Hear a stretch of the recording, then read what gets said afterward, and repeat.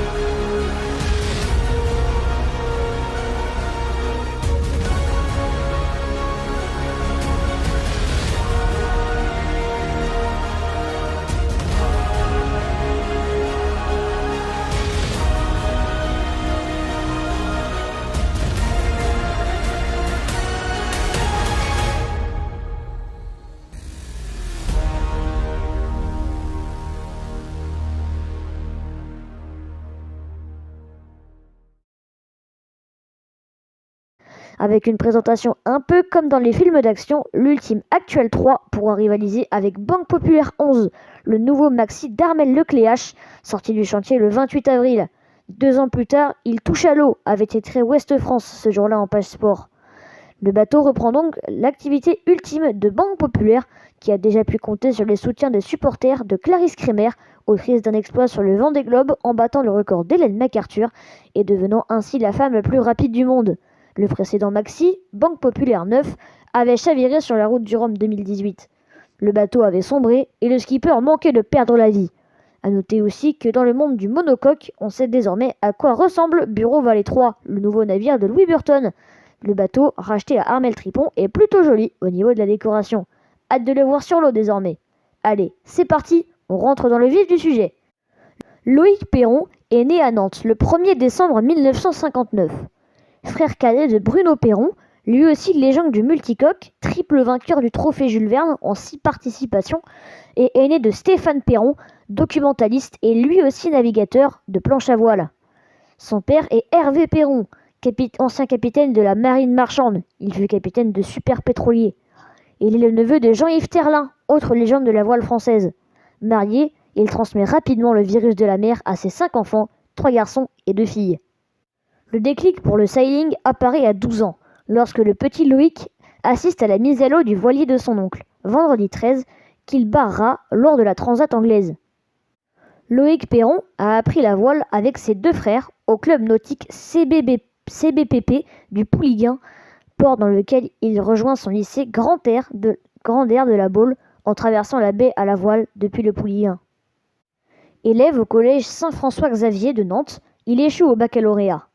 C'est d'ailleurs dans ce lycée qu'il aura rencontré son professeur de sport, aujourd'hui secrétaire de l'association ARMC, qui lutte contre la SLA et qui a proposé à Loïc de devenir le parrain de cette association. Loïc Perron est donc aujourd'hui, et cela depuis 6 ans maintenant, le parrain de l'association ARMC. En 1978, il aide Bruno à préparer son bateau pour prendre part à la route du Rhum, puis réalise sa première traversée de l'Atlantique lors de la mini-transat sur laquelle il termine 26e. Il fait ses classes dans les années 1980 et avec ce sens de la communication sans doute hérité de son oncle, Jean-Yves Terlin, il attire l'attention des sponsors. En 1983, un peu plus expérimenté, il obtient le soutien de l'écurie Ladapoc, avec lesquels il réalise de superbes performances. 4e de la Baule Dakar en 1983, 4e de la Solitaire du Figaro en 1986, 4e du Grand Prix de Boulogne à bord du Formule 40 Ladapoc en 1987, 1er de la Baule Dakar, 2e de la Transat Québec-Saint-Malo en 1988, 2e de la Route de la Découverte en 1989 sur Ladapoc 3 et vainqueur de la Transat Lorient-Saint-Barthélemy-Lorient la même année sur le même bateau. En novembre de cette année 1989, Loïc Perron et Ladapoc se lancent dans l'aventure Vendée Globe. À l'entrée des mers du Sud, Philippe Poupon et son fleuret Michon 10 chavirent. Le bateau est couché sur la tranche et ne se relève pas. Après maintes tentatives de redressement, aucune ne réussit. Poupon largue son mât d'artimon, Perron tire sur la corne et le bateau se redresse. Les images font le tour du monde et la scène rentre dans la légende. En effet, la première chose qu'a fait le skipper nantais, c'est allumer son caméscope. Alors que Poupon abandonne suite à cet incident, Perron termine 2e au Sables d'Olonne en 110 jours.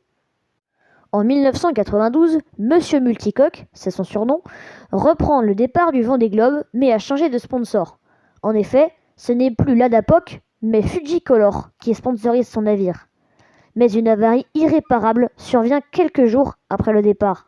Le bateau se délamine et Perron est obligé d'abandonner. Le skipper va complètement changer d'univers en quittant le monde du monocoque au profit de celui du multicoque. Fujicolor 2, trimaran tout neuf, voit le jour en 1992. À son bord, Perron fait des ravages. En 1992, pour sa première course, il remporte la Transat anglaise en 11 jours, 1 heure et 35 minutes, puis la course de l'Europe en 1993. Mais son trimaran est friable au dématage. Il en fait les frais en 1994, obligé d'abandonner sur la route du Rhum et 1 an plus tard sur la Transat Jacques Vabre avec Franck Profit. Mais cela ne l'empêche pas de garnir considérablement son palmarès. Entre 1994 et 1999, il remporte 5 trophées Clairefontaine, 1 Transat Jacques Vabre avec Franck Profit, 1 route du Rhum, 3 courses de l'Europe et 1 Transat anglaise, sans oublier les 14 Grands Prix, la Fastnet Race et bien d'autres encore. En 2000, il participe à des épreuves de match racing et s'engage sur The Race, course autour du monde en catamaran géant. En 2003, bien que n'ayant pas participé à de grandes courses en monocoque depuis très longtemps, Loïc effectue une saison sur le tout nouveau Figaro Beneteau 2. Il remporte la Vendée Les Sables, termine 6e du Tour de Bretagne avec Kian Eliès, une course qui avait aussi pour but de tester les nouveaux monotypes, et de la Solitaire du Figaro, marquée par de petits airs. Il participe également au Trophée Clairefontaine, qu'il termine en 2e position derrière Michel Desjoyaux. En 2004, il termine 5e du Trophée Clairefontaine avec 38 points. Il remporte sur le lac Léman la première course des décisions 35, la Genève-Rolle-Genève. Le baron Benjamin de Rothschild lui confie la barre du trimaran Orma Gitana 11, uniquement pour les Grands Prix, course en équipage autour de 3 bouées proches des côtes, auparavant skippé par Fred Lepeutrec. Ce dernier en devient le technicien. Avec son équipe Age, Loïc Perron termine 2e derrière Franck Camas des Grands Prix de Fécamp et du Portugal, Portimao, et 3e derrière Camas et Desjoyaux du Grand Prix de Marseille. En avril 2006, Benjamin de Rothschild lui a confié la direction générale du Gitana Team. Cette équipe de course au large a fait construire Gitana 80, un monocoque de 60 pieds. Il a été mis à l'eau en juillet 2007. Perron remporte la Transat B2B sur son tout nouveau monocoque Gitana 80. Il remporte une nouvelle fois le bol d'or Mirabeau à la barre de Localis Corum de Nicolas Grange après 10 heures et 5 minutes d'une course qui a vu, après un départ vanté, le D35 Foncia s'enliser près des côtes françaises, permettant au catamaran de Nicolas Grange de prendre la tête de la course et de ne plus la quitter. Loïc Perron a gagné la Transat anglaise en 2008 à la barre de Gitana 80.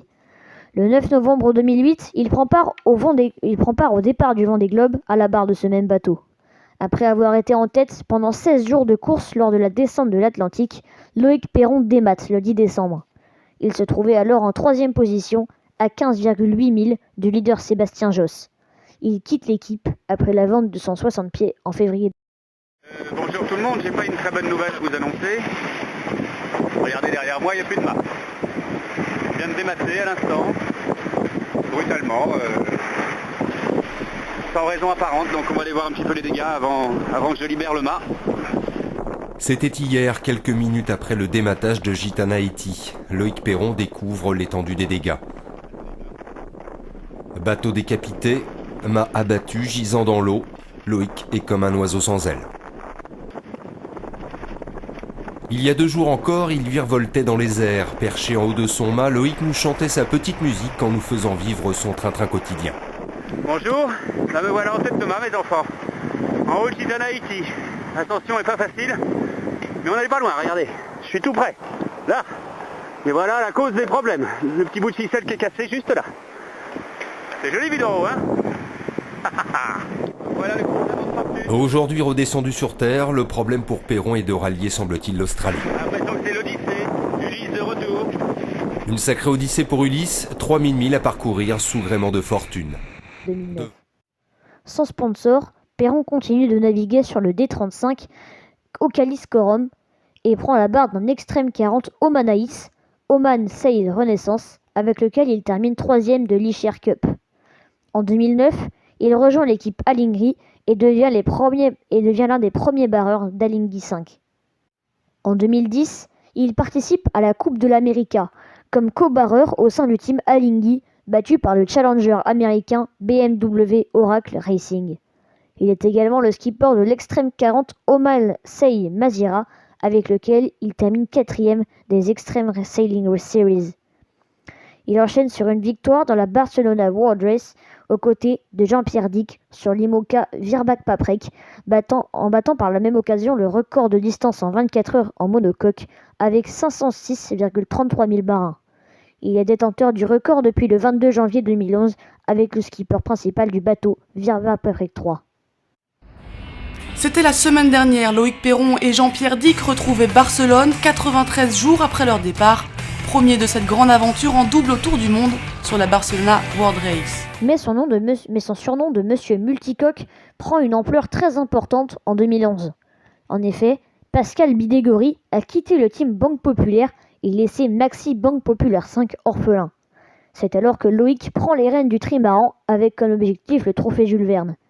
Il s'élance en août 2011 sur la Rolex Fastnet Race et pulvérise le temps de référence en terminant l'épreuve en 1 jour, 8 heures, 48 minutes et 46 secondes.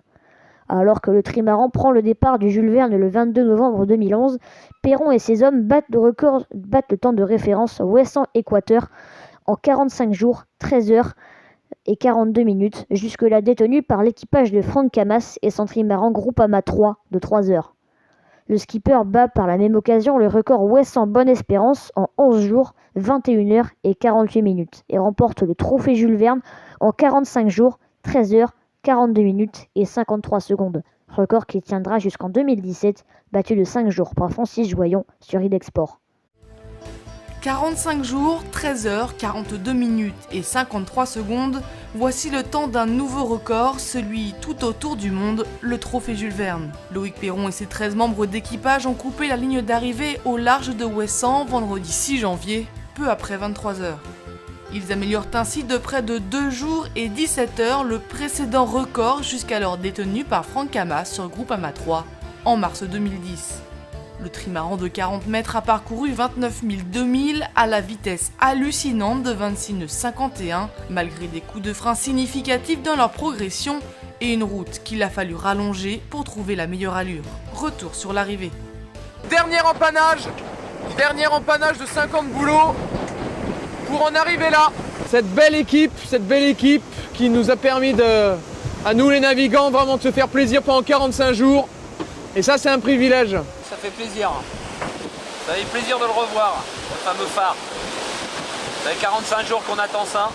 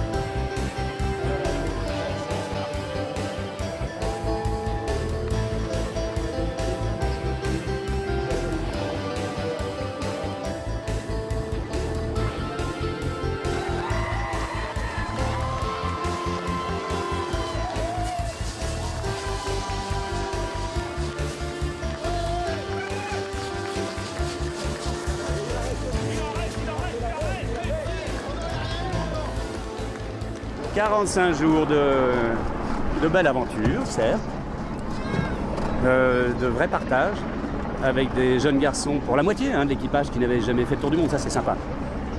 De se remettre, de voir dans leurs yeux ce qu'on avait découvert, enfin ce que moi j'avais découvert il y a 20 ans, c'est les fameux albatros, ce sud là. Et puis de bon travail, propre. Mais c'est pas seulement 45 jours, c'est ce que je viens de dire à l'instant. Ce sont des années de travail, même des décennies d'engagement de cette jolie boutique dans la voile.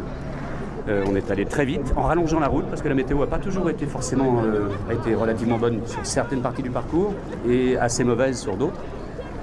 Des passages dans les icebergs, ça on en a vu des beaux. Hein. Ah oui, il y avait de la glace, hein. Il y avait de quoi le mettre dans les... Beaucoup de glace, énormément. Et ça c'est pas très drôle. Et il y a 20 ans on n'imaginait même pas faire mieux que 80 jours, c'était un truc un peu fou. Et puis voilà. Et puis quelques années plus tard, c'est 45 et dans quelques années ce sera moins. Vous composez donc le 00, 45 sont des jours, 13 sont des heures, 42 des minutes et 53 sont des secondes. Qu'est-ce qu'on dit les gars? Yes! N'ayant pas trouvé de budget, malgré un accord passé avec Oracle Racing, Energy Team ne participera pas à la Coupe de l'América. En octobre, Perron rejoint l'équipe Artemis Racing pour apporter sa connaissance du multicoque et il est l'un des barreurs avec Nathan Uteridge de l'AC72 de l'équipe suédoise. En 2014, toujours sur Maxi Banque Populaire 5, un nouveau record battu, celui de la Route du Rhum que le bateau remporte en 7 jours, 15 heures, 8 minutes et 32 secondes, battant de 2 heures le record de Lionel Lemonchois en 2006. En 2018, Monsieur Multicoque relève le défi de la Route du Rhum à l'ancienne. Pas d'ordinateur, carte papier et sextant pour naviguer. À bord du petit trimaran jaune Happy, sister ship d'Olympus datant de 1978, Perron termine 4e sur 12 en 21 jours, 3 heures, 57 minutes et 17 secondes. Loïc Perron dispute en 2019 la 50e solitaire du Figaro à bord du Figaro Beneteau 3 et termine 24e. La belle histoire continue avec Action Enfance. Le bateau est entièrement aux couleurs de la fondation et porte son nom. Ils ont la volonté de faire de ce partenariat une aventure éducative et pédagogique pour les jeunes accueillis à la fondation à travers différents événements, baptême du bateau, arrivée et départ de course. Et c'est ainsi que se termine la carrière d'un marin hors norme, qui a fait tomber les records les uns après les autres et qui a marqué le monde de la voile par ses succès et légendes. L'artilleur du multicoque n'a pas fini d'envoyer son expertise au sailing. Voilà, cette vidéo est déjà terminée, j'espère qu'elle vous a plu, en tout cas moi ça m'a énormément plu d'être avec vous. Si mon contenu vous plaît, n'hésitez pas à vous abonner, à liker et à partager, à venir me suivre sur ma page Facebook dont le lien sera en description. Je vous rappelle également que je ne sortirai pas de vidéo la semaine prochaine, et sur ce moi je vous dis à dans 2 semaines, c'était Gothic, ciao ciao, bye.